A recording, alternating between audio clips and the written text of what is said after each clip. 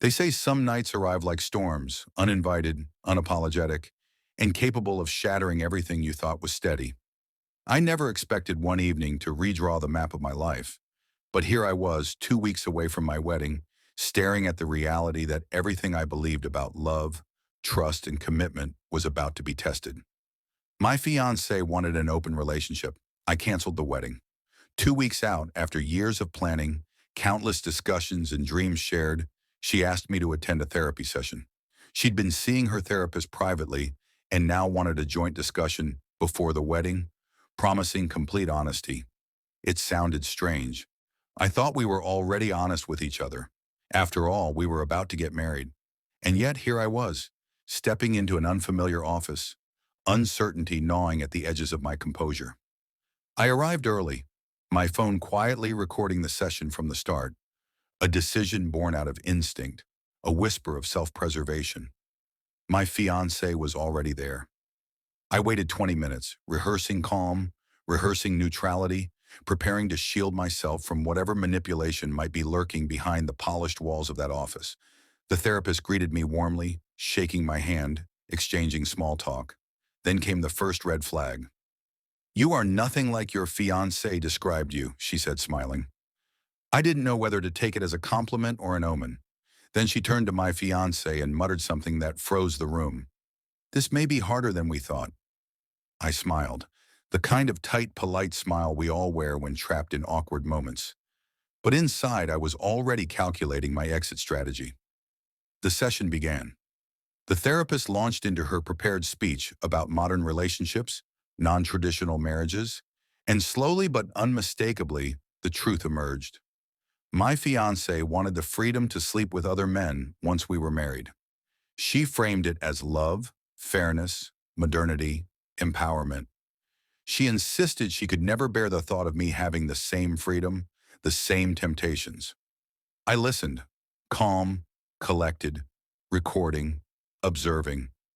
They spoke fluently, confidently, as if rehearsed, and then I asked casually, the one question that cut through the pretense, "Are you licensed?"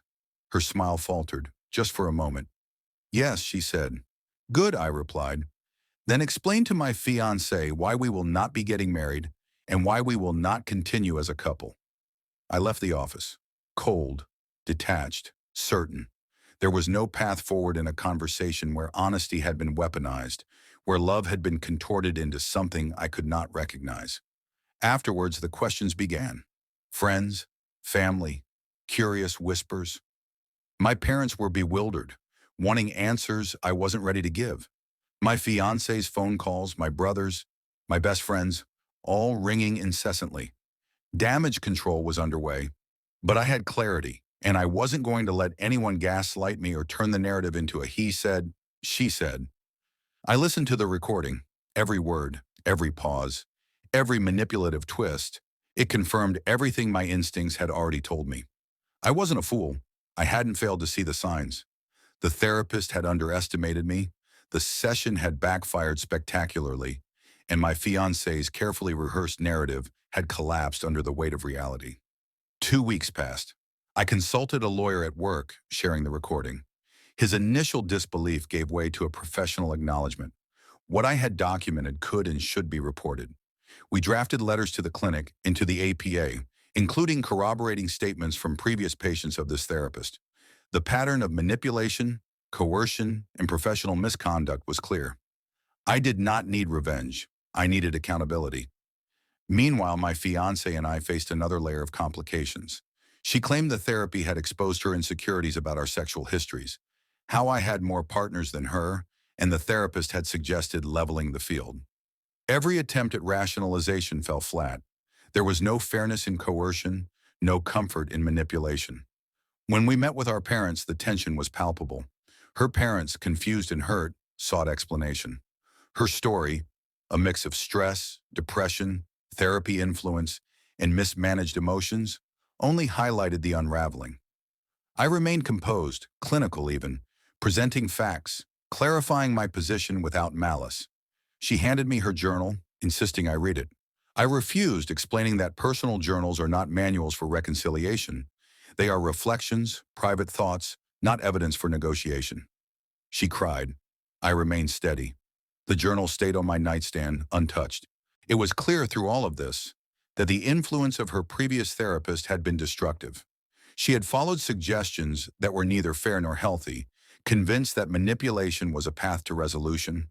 And yet, beneath the chaos, there remained pieces of the woman I had loved, confused, misled, but still fundamentally herself. During this time, I maintained my boundaries. I did not retaliate. I did not engage in manipulation of my own. My responses were measured, deliberate. I refused to be a participant in an unhealthy narrative. I refused to compromise my principles, even in the face of emotional pleading. In reflection, the situation was complex. Work stress, past traumas, toxic influences from friends in open marriages, and family dynamics had converged into a perfect storm. But my decision had to be clear. Integrity and self-respect would dictate the outcome. The wedding was canceled. My life would not bend to the whims of coercion or manipulation, and yet the story didn't end there. There remained a path forward, one neither of us could yet see clearly. While the immediate crisis had been addressed, rebuilding trust, understanding, and boundaries required more than a simple apology or the cessation of destructive therapy.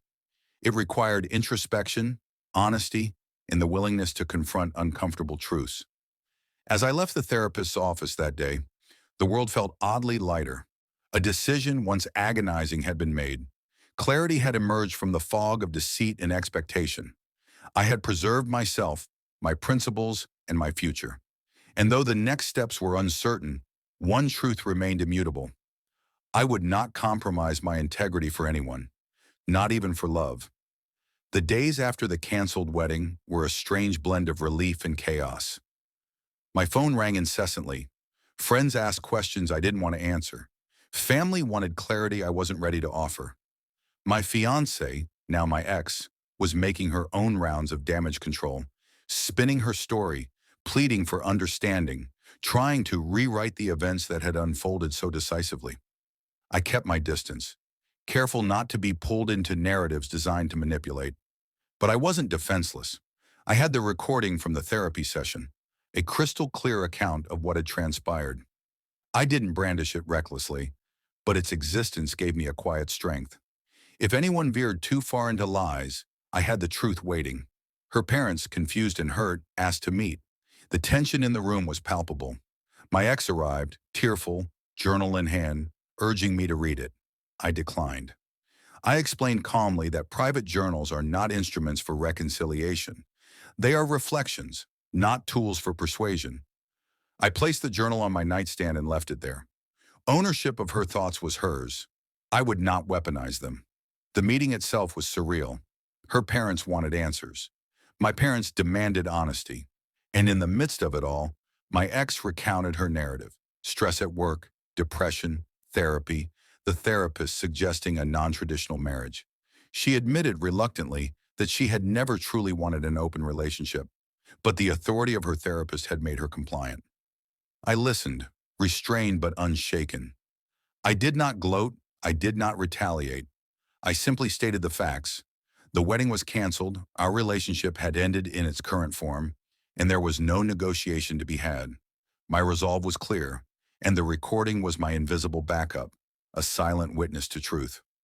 Meanwhile, the therapist faced scrutiny. The letters we sent, documented, detailed, corroborated by previous patients, had sparked an investigation. The clinic reacted quickly once they verified the legitimacy of the claims. I didn't celebrate their potential punishment. Accountability was not vengeance. But a quiet satisfaction lingered, knowing that professional misconduct would not go unchecked. Weeks passed. My ex, now detached from her previous therapist's influence, began to show signs of clarity. She sought a new therapist, one grounded in reason and support rather than manipulation. She quit her high-stress job, acknowledging the toll it had taken. Friends who had once encouraged open relationship ideologies were now clearly labeled as toxic influences. She confronted past insecurities honestly, without outside pressure. Then came the unexpected, a trip to France. The wedding had been canceled, but our travel plans remained. For 2 weeks, we navigated the streets of Paris as friends, not lovers. The magic of the city did not rekindle what had been broken, but it provided perspective. We saw the world differently, reflected on our past, and began to rebuild not as a couple in crisis, but as individuals learning to coexist with history and growth. During the trip, boundaries were established. She would continue therapy, but on her terms. I would maintain autonomy and principles.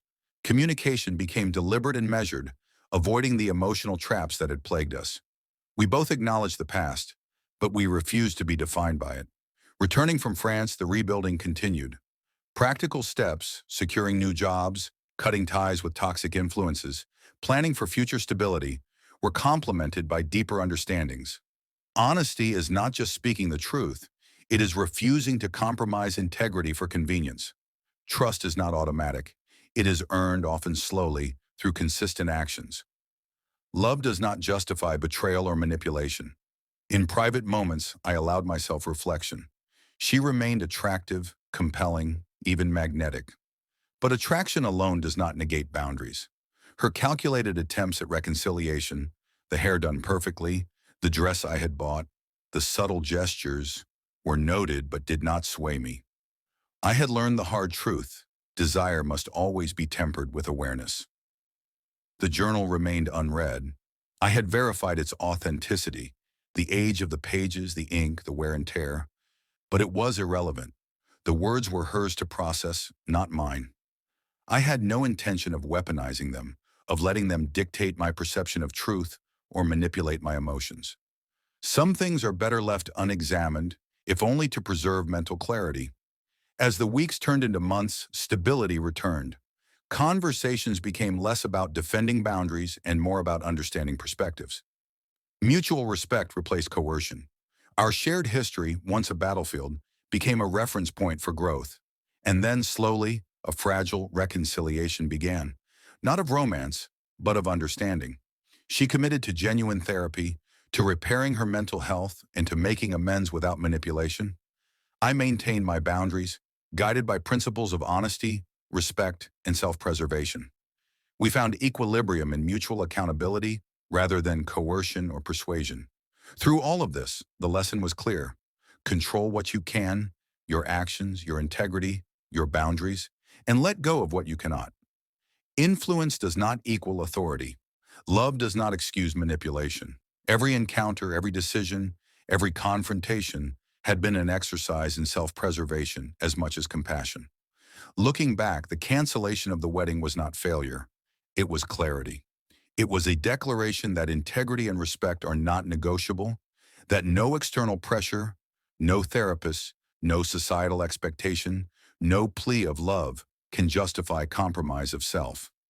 I had preserved myself, and in doing so, I opened the door to a more honest, more grounded connection with her, even if that connection was no longer romantic.